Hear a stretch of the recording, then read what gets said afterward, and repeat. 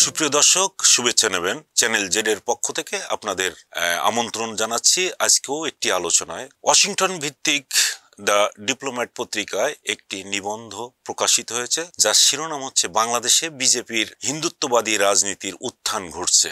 এই প্রতিবেদন থেকে পরিষ্কার বোঝা যায় যে বাংলাদেশে বর্তমানে যে অন্তর্বর্তী সরকার রয়েছে, সেই অন্তর্বর্তী সরকার আসার আগ থেকে অর্থাৎ 5ই আগস্ট ফ্যাসিবাদী আওয়ামী সরকারের প্রধান শেখ হাসিনা একটি গণ অভ্যুত্থানের মধ্য দিয়ে দেশ ছেড়ে পালিয়ে যাওয়ার পর থেকেই এই সংগঠনটির একটা উত্থান ঘটে। 5ই আগস্ট থেকে 9ই আগস্ট পর্যন্ত তারা বিভিন্ন ফরম্যাটে বাংলাদেশে আন্দোলন সংগ্রাম করেছে। তারা বলেছে যে হিন্দু সম্প্রদায়ের বাড়িঘরে হামলা হচ্ছে, মন্দিরে হামলা হচ্ছে, এই ধরনের অভিযোগ তুলে তারা প্রথমে শাহবাগ কেন্দ্রিক কিছু বিক্ষোভ তারা প্রদর্শন করে। এই প্রদর্শন করার পরেই যখন অন্তর্বর্তী সরকারের প্রধান ডক্টর ইউনূস শপথ নিলেন, এই শপথ নেওয়ার পরে ধীরে ধীরে তাদের এই আন্দোলন সংগ্রাম কিছুটা থিতিয়ে আসে, বিশেষ করে পত্রপত্রিকার ভূমিকার কারণে। যখনই তারা এখানে আন্দোলন সংগ্রাম করতে এসেছিল, তাদের মধ্যে দেখা গেছে যে শুধু যে হিন্দু সম্প্রদায়ের লোক আছে তা নয়, আওয়ামী লীগ, ছাত্রলীগ, যুবলীগের বেশ কিছু নেতাকর্মীও তাদের সঙ্গে এই আন্দোলনে যুক্ত হয়েছিল। ফলে সরকারের মধ্য থেকেই এই বিষয়টি উপলব্ধি হয়েছে যে শুধুমাত্র সনাতন ধর্মের লোকজন যে আন্দোলন করছে তা নয়, এখানে আওয়ামী লীগের মদদ রয়েছে। এরপর থেকেই এই সংগঠনটির নেতৃত্ব দিয়ে আসছে নিহার হালদার এবং চিন্ময় কৃষ্ণ প্রভু। এই দুইজন যখন এই সংগঠনের হাল ধরে, সেটা হচ্ছে হিন্দু জাগরণী মঞ্চ নাম দিয়ে। তো হিন্দু জাগরণী মঞ্চ নাম দিয়ে যখনই তারা এই সংগঠনটি একের পর এক সংগ্রাম করছে, আন্দোলন করছে, চট্টগ্রামে তারা বিশাল সমাবেশ করে সেখানে বাংলাদেশের পতাকার উপরে গেরুয়া রঙের পতাকা তুলে দিয়ে বাংলাদেশের পতাকাকে, স্বাধীন বাংলাদেশের পতাকাকে মূলত অবমাননা করেছিল। এবং এরপর থেকেই সরকার তাদের বিরুদ্ধে একের পর এক ব্যবস্থা নেওয়া শুরু করলো, কিন্তু কাউকে গ্রেপ্তার পর্যন্ত করে নাই। এই সংগঠনটি এরপরে রংপুরে করেছে, বিভিন্ন বিভাগীয় শহরে তারা বিক্ষোভ করেছে। রংপুর থেকে ফেরার পথেই চিন্ময় দাস প্রভুকে গ্রেপ্তার করা হয় এবং এই গ্রেপ্তার করাকে কেন্দ্র করে শুধু বাংলাদেশে নয়, ভারতের পত্র পত্রিকায় ব্যাপক আলোচনা হয়েছে এবং মিথ্যা তথ্য দিয়েই এই আলোচনাগুলো হয়েছে এবং মেইন স্ট্রিম নিউজ পেপারগুলো এই মিথ্যা তথ্য ছাপিয়েছে। বিশেষ করে যে একজন আইনজীবীকে হত্যা করা হয়, সাইফুল ইসলাম আলিফকে, যাকে হত্যা করা হয় এবং বলা হয়েছিল যে তিনি নাকি চিন্ময় লয়ার, কিন্তু এটা সম্পূর্ণ ভুল তথ্য ছিল, মিথ্যা তথ্য ছিল।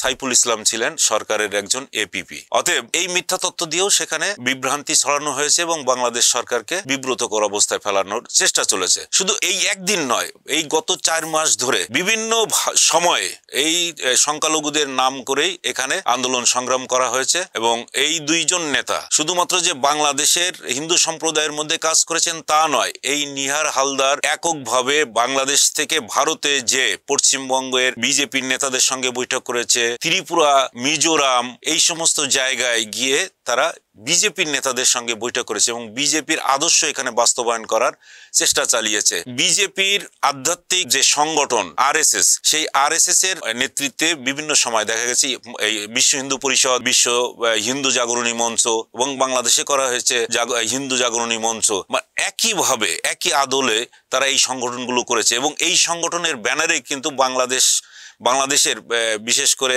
পশ্চিমবঙ্গ, ত্রিপুরায়, দিল্লিতে হাই কমিশন অফিসগুলোতে হামলা করা হয়েছে এবং এই সংগঠনগুলোই বিশ্ব হিন্দু পরিষদ, কোথাও হিন্দু সংঘর্ষ সমিতি, এরা এই নামেই বিশ্ব হিন্দু পরিষদের নামে, আরএসএস এর নামে এই আন্দোলন সংগ্রাম করা হয়েছে এবং হামলা করা হয়েছে।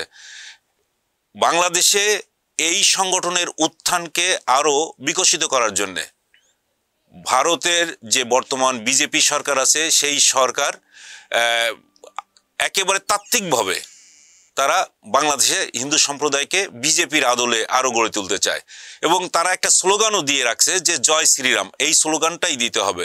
কিন্তু হিন্দু যে সমস্ত পুরোহিত আছেন তারা এই স্লোগানটা কিন্তু দিতে চান না। তাদের স্লোগানটা অত্যন্ত পরিষ্কার, তারা বলে থাকেন যে জয় সিয়ারাম, হে রাম, রাম রাম, হরে কৃষ্ণ হরে রাম। এটা হচ্ছে তাদের পুরোহিতদের মন্ত্র, জপ নাম। তারা রাম এবং কৃষ্ণের প্রতি যে শ্রদ্ধাবোধ, সেইটা প্রকাশ করার জন্য এই জপ করে থাকে। কিন্তু বিজেপির যে পলিটিক্যাল স্লোগান সেটা হচ্ছে জয় শ্রীরাম। এই জয় শ্রীরাম দিয়ে পশ্চিমবঙ্গেও আমরা দেখেছি দিলীপ ঘোষ, তারপরে যে শুভেন্দু অধিকারী, তারা কিন্তু এই স্লোগান দিয়েই সেখানকার রাজনীতিগুলো করে থাকে। আর তারা এই কাজটা বাংলাদেশে খুব ধর্মীয় ভিত্তিতেই তারা এই বাংলাদেশে এই সংগঠনটির উত্থান দেখতে চায়। এবং এই সংগঠনটি যে আজকেই হয়েছে তা নয়, 2006 সাল থেকেই এই সংগঠনের একটা গোড়াপত্তন করা হয় এবং ধীরে ধীরে হিন্দু সম্প্রদায়ের মধ্যে এই সংগঠনকে বিকশিত করে তোলা হচ্ছে। আর শুধু যে হিন্দু সম্প্রদায়ের মধ্যে আরও অন্যান্য যে সমস্ত সংগঠন আছে তাদের দিয়েও কিন্তু বাংলাদেশে এই হিন্দু সম্প্রদায়ের রাজনীতিকে সামনের দিকে এগিয়ে নেওয়া হচ্ছে। এখানে যদিও আমাদের বলা হয়ে থাকে যে হিন্দু সম্প্রদায়ের মানুষ এখানে 8 থেকে 9% রয়েছে, তারা কিন্তু শুধুমাত্র ধর্মীয়ভাবে নয়, রাজনৈতিকভাবেও অত্যন্ত প্রভাবশালী। তাদেরকে বিগত যে আওয়ামী ফ্যাসিস্ট সরকার ছিল, তারা মূলত ভারতের যে বিজেপি সরকার আছে সেই সরকারের তোষণ করেই মূলত সেই সরকারের পুতুল সরকার হিসাবে শেখ হাসিনা এখানে কাজ করতেন। এবং বিজেপির এখানকার যে হিন্দু সম্প্রদায়ের নেতারা ছিল বা তাদের সংগঠনের যে সমস্ত কর্মী বাহিনী, তাদেরকে চাকরি বাকরি বিভিন্ন ক্ষেত্রে সুযোগ সুবিধা দিয়ে বলা হয়ে থাকে 26 থেকে 27% তাদের চাকরির সুযোগ সৃষ্টি করা হয়। আর বড় বড় পদে প্রশাসনে, পুলিশ প্রশাসনে বিভিন্ন জায়গায় তাদের গুরুত্বপূর্ণ পদে দিয়ে দেওয়া হয়েছে। অর্থাৎ তাদের যে বিজেপির যে সংগঠনের উত্থান বা হিন্দুত্ববাদী রাজনীতির যে উত্থান, সেই উত্থান যাতে চমৎকারভাবে এগিয়ে যায়, সেই জন্যেই খুবই শীর্ষ পর্যায়ের এই হিন্দু নেতাদেরকে বসিয়ে দেওয়া হয়েছে।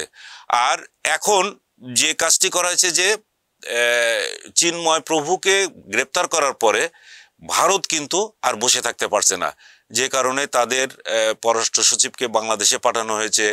তারপরে লোকসভায় পররাষ্ট্র সচিব এস জয়শঙ্করও বলেছেন যে বাংলাদেশে সংখ্যালঘুদের উপরে নির্যাতন হচ্ছে, কিন্তু এটা সম্পূর্ণরূপে ভুয়া। বাংলাদেশে যারা পরিদর্শন করে গেছে, দেখে গেছে, তারা কিন্তু বলছে যে বাংলাদেশ অত্যন্ত শান্তিপূর্ণভাবে এখানে সাম্প্রদায়িক সম্প্রীতি বজায় রেখেছে। এখানে হিন্দু, বৌদ্ধ, খ্রিস্টান, মুসলমান সবাই কিন্তু একসাথে বসবাস করে।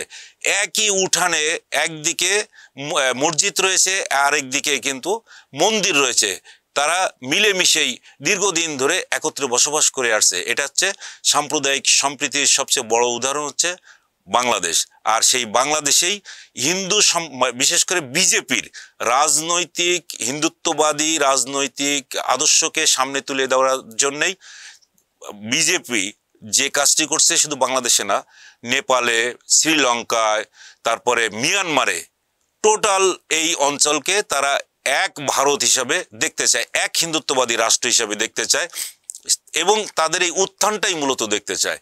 এই উত্থান দেখানোর বিষয়টিই কিন্তু এই প্রতিবেদনে অত্যন্ত চমৎকার করে তুলে ধরা হয়েছে। এটা অত্যন্ত অনেক বড় একটা রিপোর্ট। এর আংশিকভাবেই হয়তো আমরা এখন আলোচনা করলাম, এটার উপরে আরও বিস্তারিত আলোচনা হতে পারে। তো আমরা হয়তো সুযোগ সুবিধা পেলে সেই আলোচনাগুলো সামনে নিয়ে আসবো। ততক্ষণ আমাদের চ্যানেল জেড এর সাথেই থাকুন। আজকে এই পর্যন্ত, ধন্যবাদ সবাইকে।